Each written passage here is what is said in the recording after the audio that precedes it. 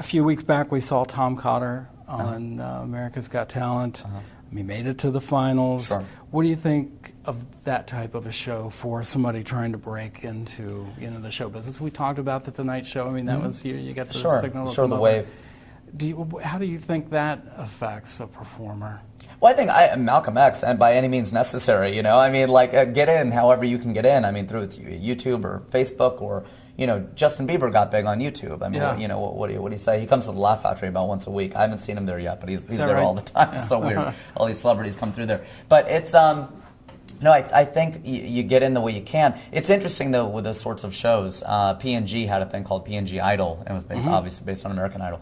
And it was really, it's hard to judge comedy against singing, against dancing, all these things against each other, because it's like, are you funnier than she's a better singer? Yeah. It's like, how is that a question? Or does that person dance better than this person can juggle? Like, it's like, how do you compare those two things, So I think that it is difficult, but hey, I mean, it is a talent. There's no doubt about it. It's good to see stand-up recognized in that way, and I mean, I think people see it that way. Yeah, I think that's probably one of the issues I have. How do you pit the comic against the dancer, against the singer? Yeah. And America tends to always go to the singer. The singer, yeah, generally. And which drives me insane, because sometimes they can't sing. Yeah. And not to put the knock on Bieber, but good Lord. Here we He had a tell-all interview all 17 years. We got to hear everything about his. Everything, it's like, 17 are you years. kidding me? All in. But I mean, it's interesting what people do want to hear and how they do want to be entertained. No, it's true. What advice would you give to any of our viewers out there that may say, I think I want to go for this. I want to give it a shot. I'd say that it takes 5 things to be successful. This is what I generally say. It's love, luck, drive, desire, talent. So I would probably weight luck. That's probably 98% of it, honestly. I think it really is. And I when I say luck, I mean fate and chance and God and circumstances and all the things that you really do not control at all. And that's everything from where you're from and the opportunities you were born into, your SES, your socioeconomic status, all the way down to, they need that kind of person in that sort of role on that particular day. And the dice just went your way. And so I think that and love are the source of my humility, which is, had a lot of love. I talked about, you got either too much or not enough. And I got a lot from my parents, from my brothers, from Fairfield, just the community, society, the Indian community, the South Asian community. Ohio. I mean, just anything of which I've been a part, I think has been very supportive. But there's a difference between supporters and believers. Supporters are people who, they have to anyway, like your friends and your family. But, when I first told my family I was going to be a stand-up, I don't know that, they were like, totally like, I don't know if this guy's going to make it. And that's good. That's tough love. And over time you see it in their eyes. And belief is something you see in their eyes. And over time they're like, you're making it. You're doing it. You're going to pull this off. And so I think love and luck are, and you have to cultivate that. If you're not fortunate enough to come from a great background, and Fairfield's a great place, it's a great town. It's any town USA, but it's my town, and I love it. And so if you're not able to be born into a circumstance like that, you got to cultivate it. You have to go out and make a good friend circle, find your support system, and all that stuff.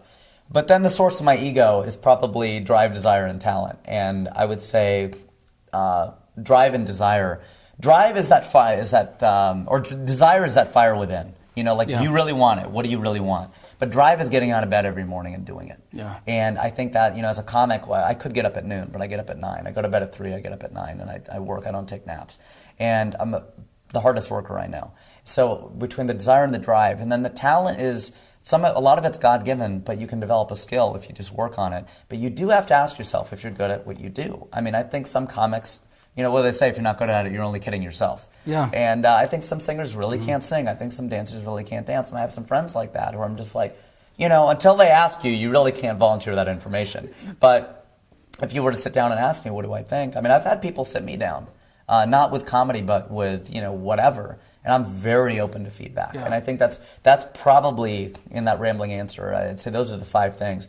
But be open to feedback. That's the thing. It's like if you're not, you're not going to be able to change or grow. But you know what? It's like a lot of it is your passion. I mean, you look at, you mentioned singers that can't sing. Yeah.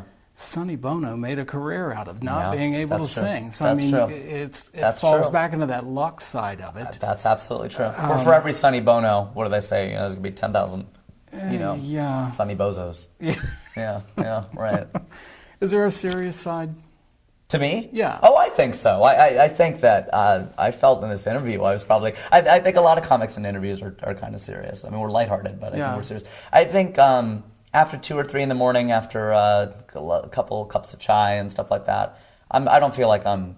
If I'm on, it's not because I'm trying. It's just I see it and I'll say it. But no, I tend to have these really long, drawn-out conversations about solving the world's problems and religion and God and politics or food or whatever it is. Yeah. And I don't know. No, there's absolutely a serious side. I was an engineer, for Pete's sake. Yeah. So, what do you want our viewers to know about Rajiv Sachwal? I'd like to say I'm very proud to come from Fairfield, Ohio. I mean, I always claim it wherever I go.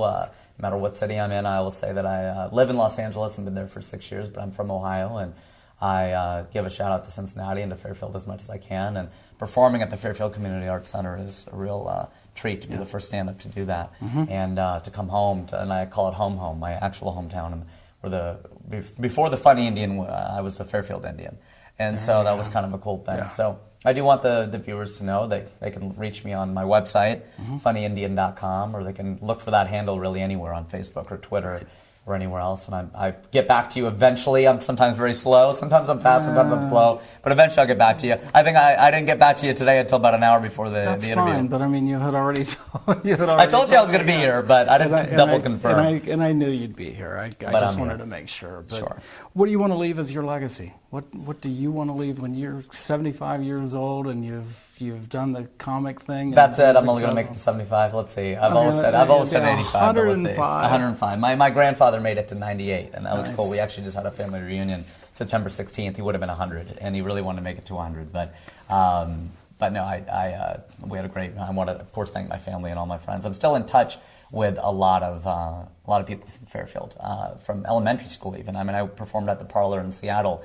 I stayed at my friends the Langdons, and I went to Fairfield with them, and I've known John since 5th grade. I have a lot of these sort of connections. I was in Denver, and I saw Mark and Kyle from 3rd and 4th grade, and all these folks that I'm still in touch with all over the country and all over the world. So it's a great network. What I would like to leave everybody with, that's yet to be defined. Seinfeld said that there are 4 levels of comedy. The first one is that you make your friends laugh. So we're talking about that, just ability to do that, and your friends calling you on it when you're not funny. The second is making strangers laugh. So funny comment in the elevator, on the subway, and in the car next to you maybe if you're really feeling like that. Just being able to make strangers laugh. Third is that people pay you to make them laugh. So you're a stand-up comic and they're, hey, yeah, we'll come see you, drop the $3 or whatever it is. And then finally, people want to talk like you and you've influenced them. And I think Seinfeld did that with his show, just yada, yada, yada, and the soup Nazi and all the things that people say, that bless you, and you're so good looking, that episode. There's so many of those things that he had, so many that we can't even name. And I think that's the goal. I think that I wouldn't care if I died penniless, but I would want to leave the world with something. Like, oh, that guy Rajiv said that. That guy Rajiv from Fairfield, he was the guy who said that. And I don't know what it is yet. Andy Warhol, it was the 15 Minutes of Fame. That's really reaching for the stars. But some quote, something where people can kind of be like, oh, yeah, that was the guy who said that. That's a lofty goal. And that, I think, as a comic, you've made it. George Carlin, Chris Rock, Richard Pryor, guys like that. That's really aiming for the stars, but, why not go for it? Yeah. You've got your newsletter, and it is not like a spammy thing. I do not get like 1,000 of these a week. That's good. It's actually good information. Thank you. How can people get in touch with you again? I appreciate that. I know that's how we got in touch, set this up, is you had been a subscriber for a long time. Of course, we met in Fairfield at the variety shows, but you responded and I came to do this interview. So I think the best thing is I really, really enjoy when people subscribe to the newsletter. If you go to funnyindian.com, it's the second one, subscribe, or you can just email me and I can add you. But or on Facebook or any of that, I'll get you linked into that. But I send it out once a month, and it's a great thing as advice for other people too. It's good because every month you have sort of a report, and you've got all these people you got to tell this information to. Thousands of people are waiting to maybe not waiting with bated breath, but they're like, you got some news you got to deliver. It's a newsletter after all. No, it's interesting, and sometimes, I'll be honest with you, most times I delete it. No. Hey, eventually that's fine. But if you delete it, go down to the bottom where I list the 5 funny things I saw for the month. Yeah, so that's where I have like the funny stand-up video for the month, or something that happened online, or something that happened in LA, or try to keep people posted. And I think stuff. that's what I like about it. Actually, it's like it brings a little humor to this Sure. dreary life of mine. Can't be that dreary. You got this show going on. Yeah, Fairfield Celebrity Theater. It is. Pretty It's amazing. a fun show. Sure. It's a fun career, fun job for me. Share again. Community Arts Center.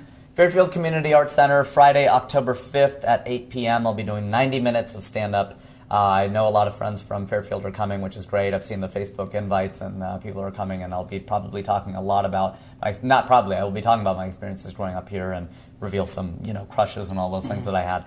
And that'll be a really fun show. Yeah, it'll be a fun time, and like you said a little bit ago, first stand-up in the Community Arts Center, which is still relatively new. We have a lot of theatrical, so I'm really excited that they got somebody in there to give a little bit different show. Thanks, it'll be fun. FunnyIndian.com. Check him out on Facebook, folks. Really appreciate you coming in here, being a part of this program, sharing opening your heart here to all of Fairfield. Sure. And look forward to that October show. The heart of it all, Ohio. Thanks for being a part of the show. Thank you.